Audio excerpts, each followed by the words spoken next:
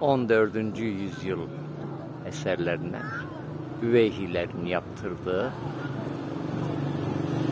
Yezd Cuma Mescidi.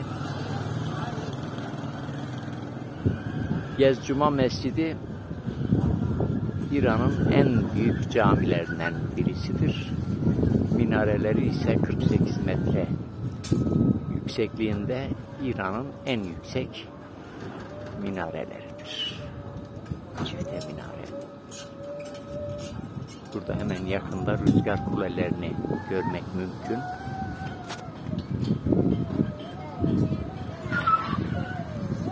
Ayrıca bir tarihi han var burada. Kafe, restoran şekline çevrilmiş. Daha ileride muhtemelen han veya türbe kubbesi. Şunlar rüzgar kuleleri, yakından görünüyor. Rüzgar içine hemen 0 dereceye kadar. Evet, camiye doğru giderken aynı zamanda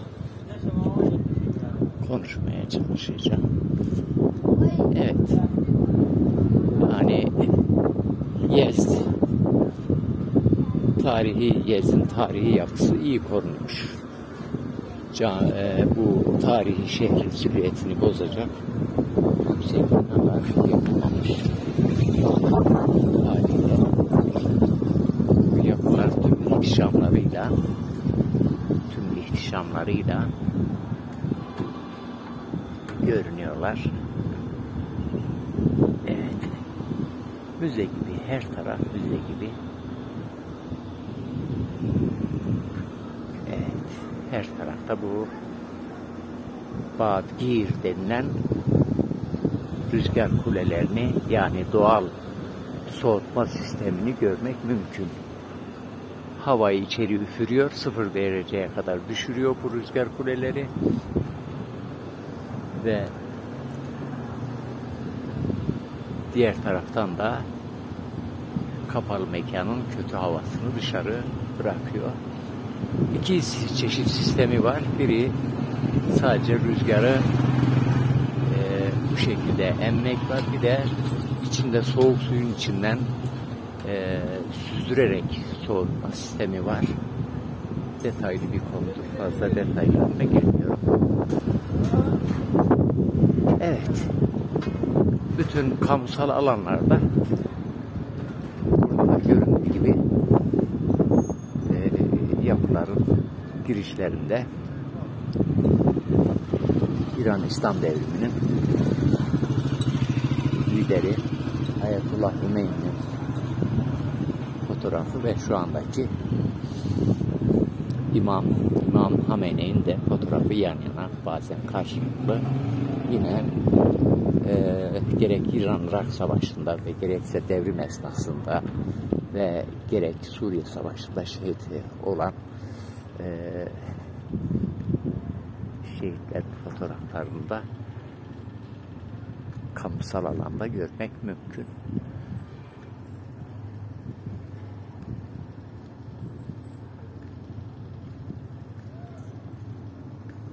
Veziri Müze. Burada da bir müze var. Nasip olursa bu müzeyi de gezmeye çalışacağız ama müzeler çok pahalı. Yani İranlı vatandaşlara 10 lira. Bize ise, yabancılar ise 400 liradır.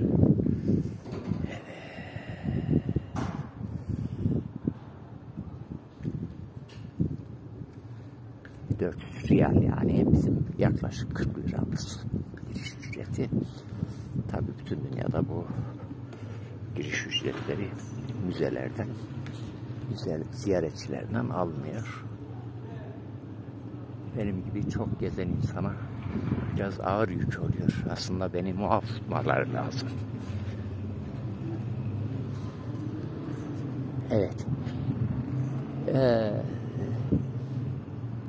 Gerek Selçuklu yapısında, gerek Pers yapılarında, ondan sonraki Sasanilerde, Büveyhilerde böyle cümle kapısı abidevi kapıdır. Çok muhteşem abidevi kapılar. Burada da gördüğümüz gibi bütün İran'da yine geçerli. Çiniler genellikle mavi renk ağırlıkta, mavi beyaz ağırlıktadır. Çinicilik burada oldukça gelişmiş bir sanattır.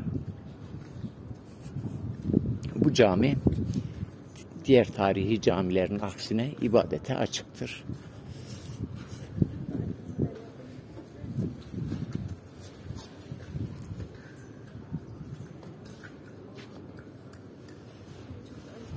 Burada da girişte lütfen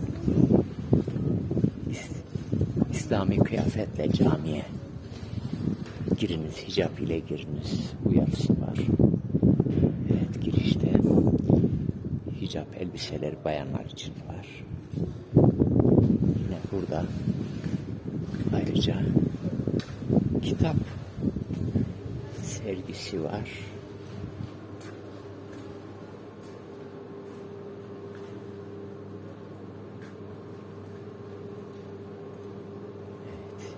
Kitap satış yeri. Hediyelik eşya satış yeri.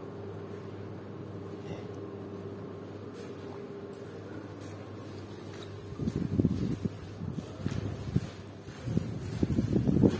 Caminin iç avlusu revaklarla, sütunlarla çevrili revaklar. Evet. Kemerler. Burası cami avlusu. Etrafı böyle revaklarla çevrili. Büveyhioğulları tarafından miladi 1300-1400 yıllar arasında yapılmış bir cami. Minarelerin avludan görünüşü de bu şekilde. Evet, avlunun giriş kapısından girdik. Şimdi caminin giriş kapısıdır. Şöyle görünebiliyor.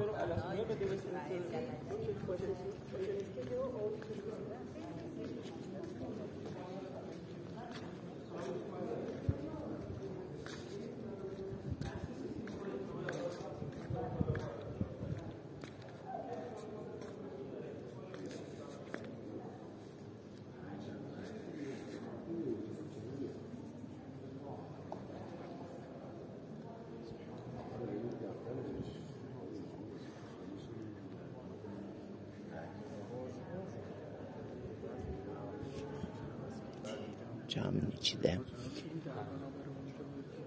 muhteşem çinilerle bezenmiş bir cami. Evet.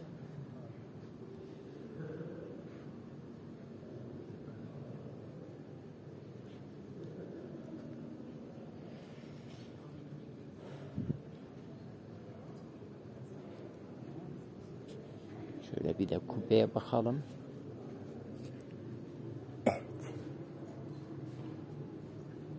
Tek kubbe üzerine yan taraflarda yarım kubbelerle desteklenmiş.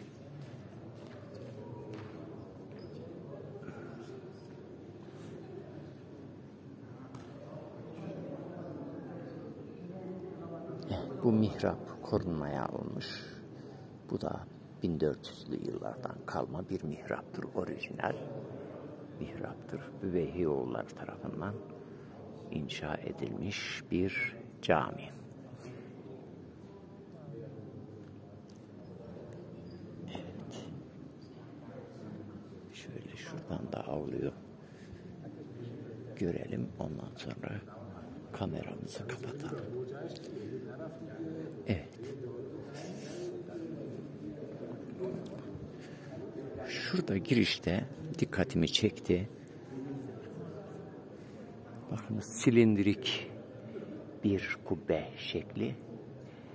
Bunu burada gördüm. Bu farklı bir şey. İtalyan mimari şekline benziyor. Tabi İtalyanlar buradan almıştır diye düşünüyorum. Evet. Ben camiyi biraz daha gezeceğim ama evet, burada kapatıyorum.